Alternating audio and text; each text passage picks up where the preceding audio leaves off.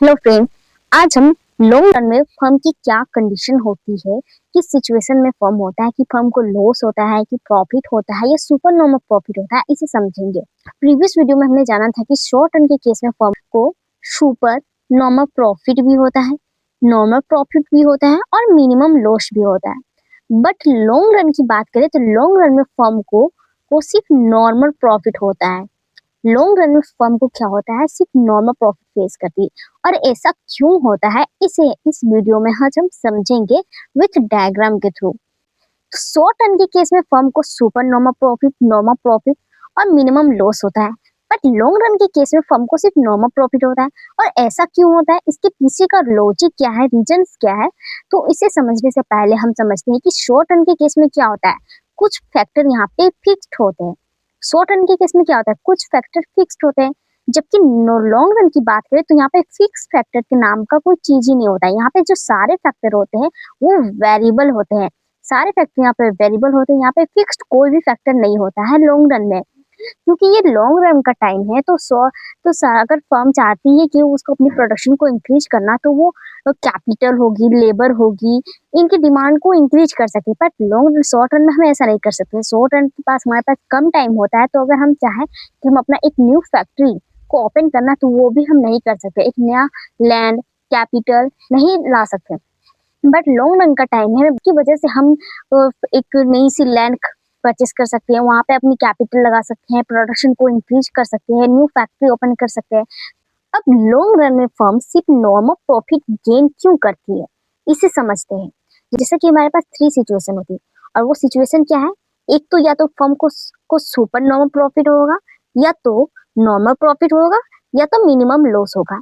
अब फर्म सिर्फ normal profit क्यों गेन करती है, इस सुपर नॉर्मल प्रॉफिट या मिनिमम लॉस क्यों नहीं होता, उसे सिर्फ नॉर्मल प्रॉफिट गेन कर रही है। हम सिर्फ नॉर्मल प्रॉफिट गेन इसलिए करती है कि जैसा कि परफेक्ट कंपटीशन है, और परफेक्ट कंपटीशन में क्या होता है, कोई भी फर्म अगर चाहे तो वो इंटर कर सकती है, कोई भी फर्म चाहे तो वो छोड़ के जा सकती है फर्म को। अगर फर्म को प्रॉफिट हो रहा है तो फर्म, बहुत सारी फर्म इंटर होगी, एक्टेड करेगी।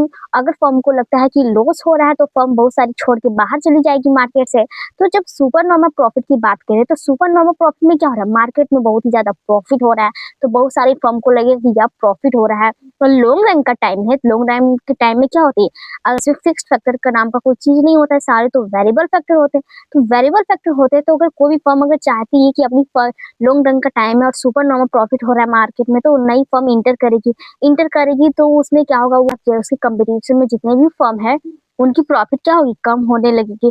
क्यों होगी कम, क्योंकि जब आप एक, जैसे कि फॉर एग्जांपल आप समझो कि आपने एक पूरा शॉप का दुकान खोला, आप वहां पे आपको प्रॉफिट हो रहा है, उसके बगल बगल कोई दुकान है। पर जब वहीं पे 4-5 दुकान और खुलने लगे, तो उससे क्या होगा, आपका प्रॉफिट कम होगा। इट मीन जो आप 100 प्रॉफिट अब अर्न कर रहे थे, अब वहां पे 4-5 दुकान खुलने की वजह से वो प्रॉफिट क्या होगी, डिवाइडेड हो गई, सब में इक्वली 20-20 में डिवाइडेड हो गई। तो इट मीन्स क्या होगा, आपके प्रॉफिट कम हो गए। तो इसलिए फर्म लॉन्ग रन में केस फर्म को, जिनको सुपर नॉर्मल प्रॉफिट अर्न नहीं होता, क्योंकि इसमें फर्म को जब लगता है कि सुपर नॉर्मल प्रॉफिट हो रहा है, तो बहुत सारी फर्म इंटर करती है, जिसकी वजह से फर्म का जो प्रॉफिट होता है वो कम होने लगता है। अब मिनिमम लॉस, अब फर्म मिनिमम लॉस भी क्यों नहीं फेस करती, क्योंकि कि सुपर नॉर्मल प्रॉफिट में क्या हुआ, जब फर्म को प्रॉफिट हो रहा था बहुत सारी फर्म एंटर करने लगती है।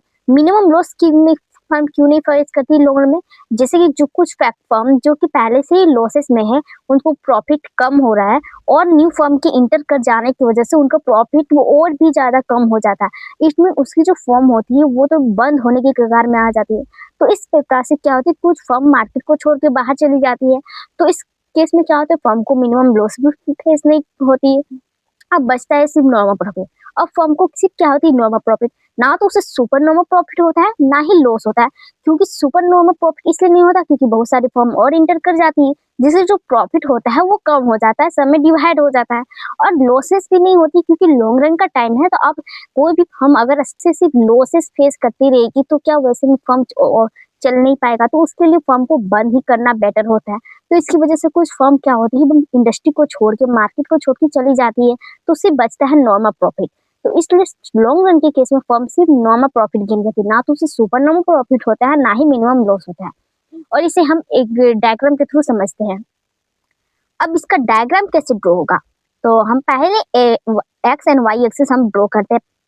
सबसे पहले हमने डायग्राम को ड्रॉ किया, एक्स एंड वाई एक्सिस को। ये हमारा ए आर और एम आर कर्व है, ये प्राइस ही है हमारा।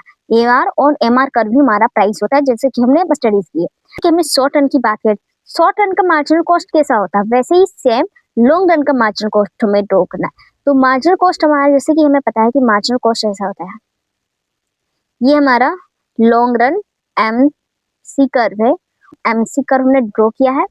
इसके जस्ट हमें नॉर्मल प्रॉफिट हमें दिखाना है कि लॉन्ग रन में फर्म को सिर्फ क्या होती है, नॉर्मल प्रॉफिट होती है।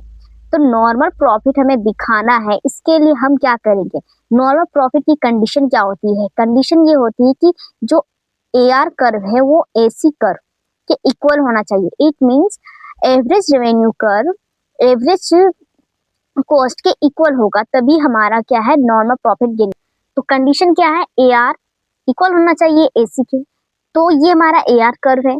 तो हमें लॉन्ग रन, ये हमारा एम सी कर्व जो कि यू शेप का होता है, और M C curve M R curve को क्या है, किससे काटती है, नीचे से कट करती है। तो हमने नीचे से कट करता हुआ एम सी कर्व को बनाया है, जो ए आर को नीचे से कट करी है।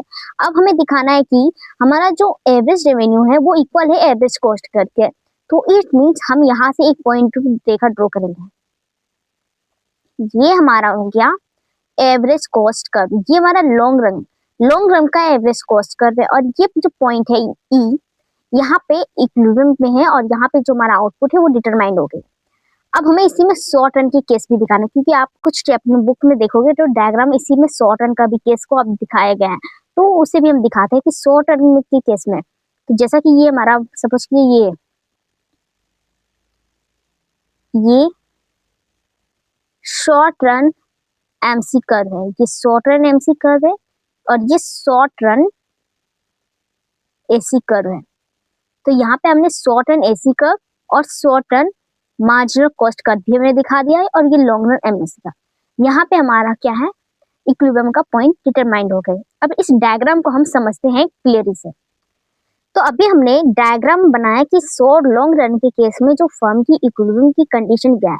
तो लॉन्ग रन के केस में फर्म सिर्फ नॉर्मल प्रॉफिट गेन करती है, उसका अभी हमें डायग्राम बनाया। तो इसकी कंडीशन क्या है, लॉन्ग रन में फर्म की जो कंडीशन क्या होती है, तो उसमें क्या होती है, एम आर इक्वल होता है एमसी के, और ए आर इक्वल होता है एसी के। इट मीन लॉन्ग रन का जो एवरेज रेवेन्यू है वो इक्वल होता है शॉर्ट रन के एम के मार्जिनल रेवेन्यू के इक्वल, और जो लॉन्ग रन का एवरेज कॉस्ट कर है वो इक्वल होता है मार्जिनल कॉस्ट कर इक्वल, और ये प्राइस होता है। इट मीन्स रन में केस में क्या होती है, short run, long run, average revenue, average cost, marginal cost, ये सारी इक्वल होती है, और ये प्राइस की भी इक्वल होती है। जैसा कि ये डायग्राम, हमने डायग्राम को ड्रॉ करके आपको दिखाया कि ये हमारा ए आर और एम आर कर्व है, ये हमारा शॉर्ट रन मार्जिनल कॉस्ट, ये long run marginal cost curve है, और ये शॉर्ट रन एसी कर्व, और ये हमारा long run average cost curve है। और ये इक्विलिब्रियम का पॉइंट ये है जहाँ पे हमारा जो क्वांटिटी है वो क्यों डिटरमाइंड हो चुकी है।